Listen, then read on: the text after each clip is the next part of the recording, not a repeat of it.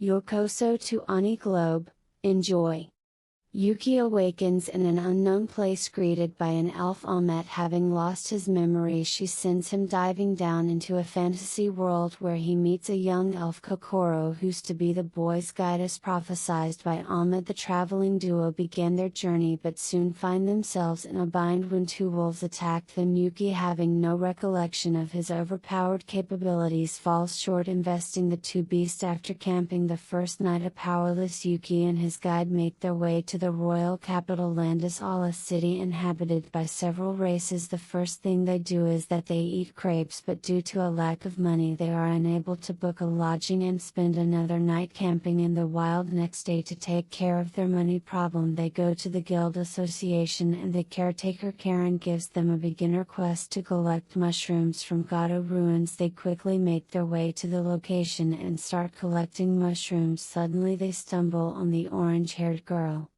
Lying on the ground from hunger, they offer her food and are surprised by her diet. Meanwhile, in the dark, a mysterious girl forges a number of large mushrooms that charge the group. The orange-haired girl manages to beat them thanks to Yuki's mysterious princess night power. Kokoro names the girl Pecorini because of her diet, and they return to Landis Hall after completing their first quest. The next day, while walking around the city, they once again meet Pecorina, who's still looking for her sword, so they agreed to help her as they are chasing the man. A monster controlled by a cat girl Carol attacks them, but Pecorina is able to defeat it, and in the process they find the cat girl unconscious. They help her recover and feed her, but she walks away because her goal is to bring down Pecorina. On her way, she recognizes the two men with her target sword being taken away by a dragon. Taking advantage of this situation, she goes back to tell the trio about the incident and guides them to the dragon.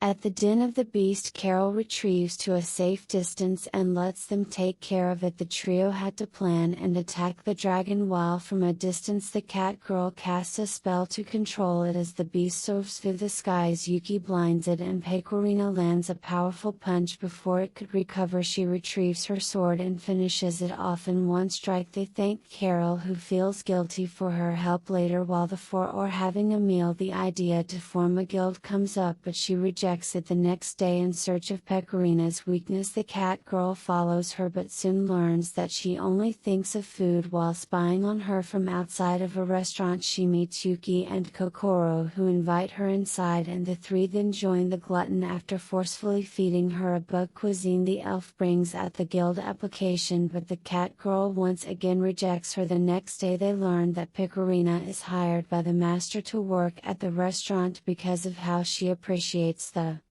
secret menu, aka the bug cuisine. The cat girl also enters the establishment, but now with new orders from her leader, i.e., to observe the glutton rather than assassinating her. But during the day the restaurant is attacked by a grotesque man critiquing its bug cuisine, but a joint effort from Pecorina and Carol manage to silence him, and the glutton punches him out of the restaurant at noon. After the work is done, Carol finally agrees to form a guild, and hence a 4-membered team is registered under the name Gourmet Guild, with a goal to explore the gourmet world and enjoy food. They arrive at their guild house, but shockingly it's filthy. Undeterred, they decide to clean up. Pecorina starts crafting a table for them to feast on, and Kokoro heads to the town for some shopping. While she's in the bazaar, she meets the manager of Serendia Orphanage, Sharon, who offers to help her haggle, and her maid Suzume. She asks the maid to carry the little girl's luggage on the cart, but on the way the two end up getting lost in a dark forest, and suddenly they come across a strange llama girl, Lima, who offers to help them. While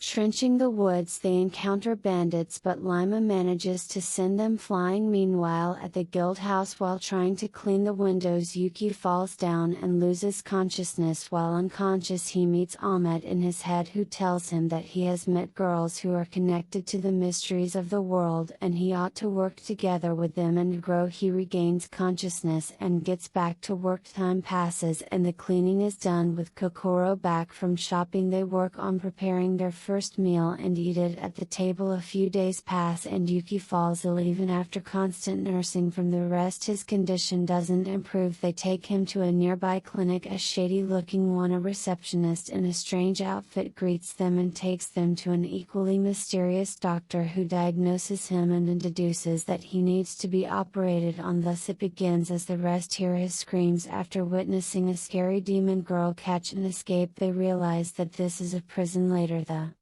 receptionist tells them to leave him here for the day, which they do. Meanwhile, the demon girl wanders the town looking for her soulmate and in the end stumbles on Yuki, realizing that he's the one. The next day the girls arrive at the clinic to find that the staff, the demon girl destroyer, the receptionist, collector, the doctor, one-eyed demon, belong to a guild Twilight Caravan. To free Yuki, who's being forced into an engagement by the destroyer, they sneak in. Kokoro sets up a distraction while Carol and Pecorina help him escape, but the cat girl is left behind. Later they find from another doctor that the operation Yuki had healed him, but their methods were strange. Hence a bizarre day ends as Carol comes back the next day. Another day, and the Gourmet Guild receives a new quest to help Targum village in harvesting a spice. Thus they set off for the village, but a strange phenomenon is taking place there as humans are disappearing due to mysterious beings called shadows. On their journey, Yuki is once again kidnapped by a monster, but he saved an introverted, friendless girl, Aoi, who thinks that he's a loner like her, but she's disheartened when she meets his guild mates, though she takes them to village since she's part of another guild for a steer that's helping in the harvest. Upon arriving, they learn that people from Elizabeth Park are helping as well. In the village, the group meets a strange flying girl, Hatsune from Forest Year, who's looking to meet her little sister from Elizabeth Park. Elsewhere, the members of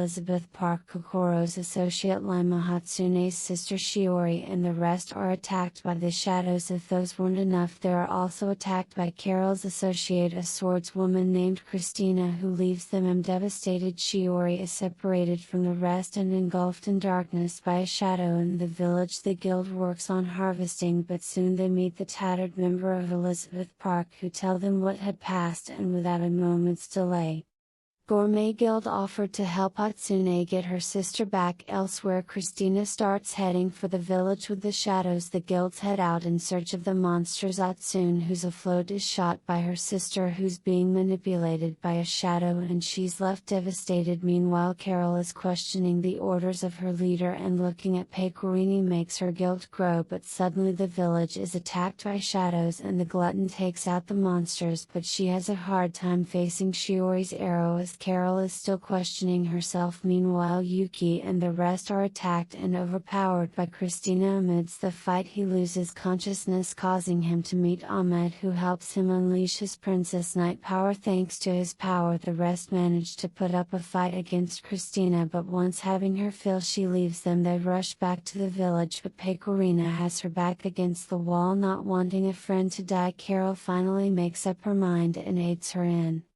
battle. Soon Hatsune arrives and helps her sister get rid of the shadow inside her. Hence the long fight concludes with the two sisters reunited, and as the glutton lies tired in the cat girl's arms, time passes and the guild continues taking on quests. Carol reminisces about the new orders she received from Her Majesty to observe both Yuki and Pecorin. Now they head to the guild association for a new quest, but pick up a strange poster from a trio of little girls, Misogi, Mimi and Kyuko, looking for a master to teach them about guilds. The group decides to accept their request after hearing their admirable goal to help land a Sala and hatch a plan for the kids. The next day they give a treasure map to the trio and leave Yuki to lead them, but unfortunately and unsurprisingly he's unable to guide them, and they start drifting away from the right path towards monsters. As they continue, Carol and Kokoro continue taking care of the monsters in their path, but all for naught. Yuki is suddenly kidnapped by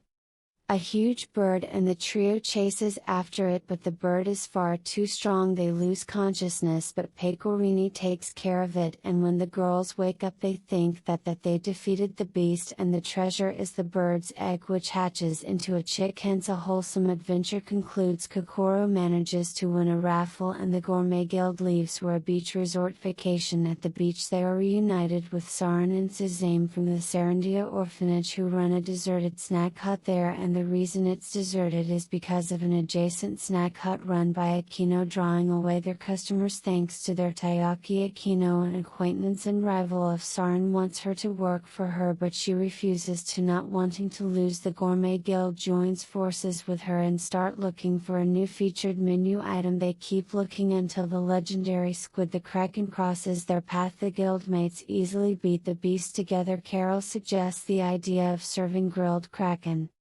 on the menu, and it's a big success. Customers flock the hut. Aquino admits defeat and the two agree to work together on equal footing. The guild members take a dive into the ocean. Kokoro thanks God for letting her meet these friends and witnessing the vast world. A new day. Kokoro and Yuki head to the restaurant where Pecorino works to deliver souvenirs, but they are surprised to learn that the master is possessed by a ghost girl, Miyako, to make her some pudding. Her friend, a fortune teller, Shinobu, walks in and she's surprised to see that Yuki was able to see the ghost while she was invisible, so she invites him to the house of their guild Diabolos to help in the complete resurrection of their leader, the legendary vampire Ilya, who's trapped in a crystal which, if she leaves, causes her to turn into a child. A legendary being who once fought humans, beasts and elves is now so powerless that she's attacked by her own minions. Yuki helps her and somehow his power triggers her to go back to her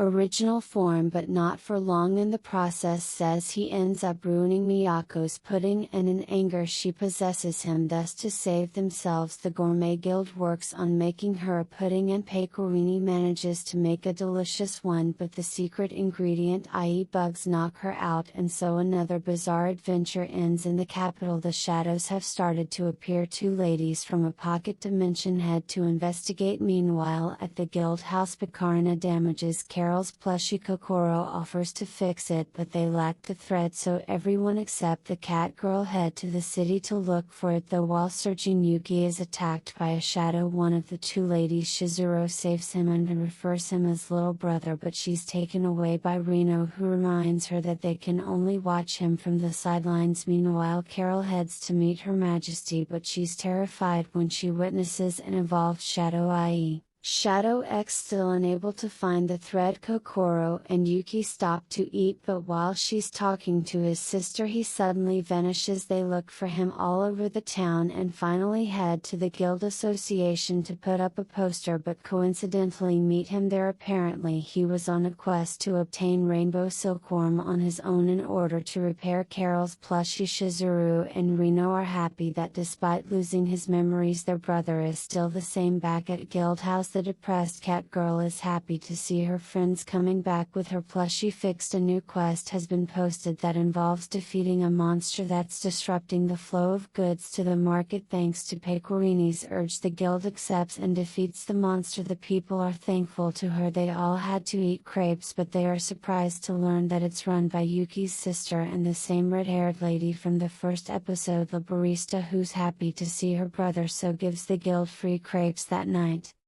Yuki has a vision and meets Ahmed, who tells him that it could be the future or even the past and wishes him luck. The next day, as the guildmates roam the city, it's attacked by Shadow X. In order to save the people, Pecorini heads to face it, but even her best attacks don't damage it much. Amidst the attacks, Carol is unable to attack Her Majesty's minions and is attacked by it, but Pecorine puts her body on the line to save her. She musters all her power to launch a gigantuous attack, but it stands tall. Carol cries, wondering why she protected her. Yuki stepped in the way and tries to activate his power but fails. Laboresta uses her power to save them. She takes Yuki to her pocket dimension, teleporting the girls to a temporary Landasal castle made by her powers. Inside a room in the castle, Kokoro witnesses a portrait of Pecorini. The girl reveals to her that her actual name is Justiana von Australia, the forgotten princess of the nation. She tells her tale to Kokoro and Carol, who listen, and from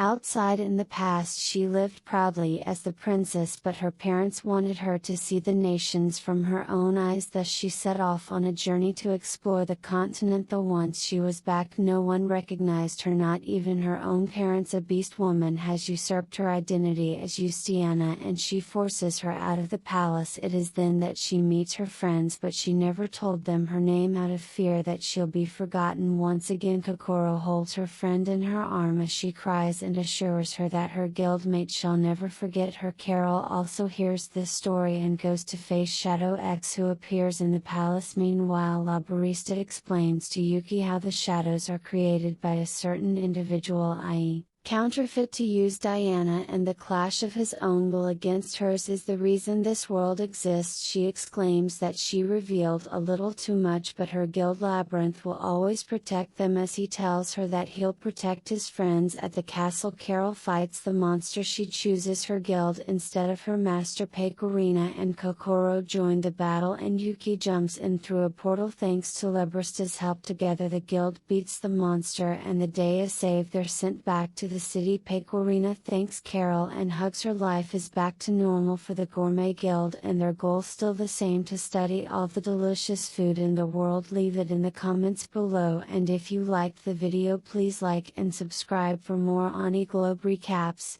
Sayonara.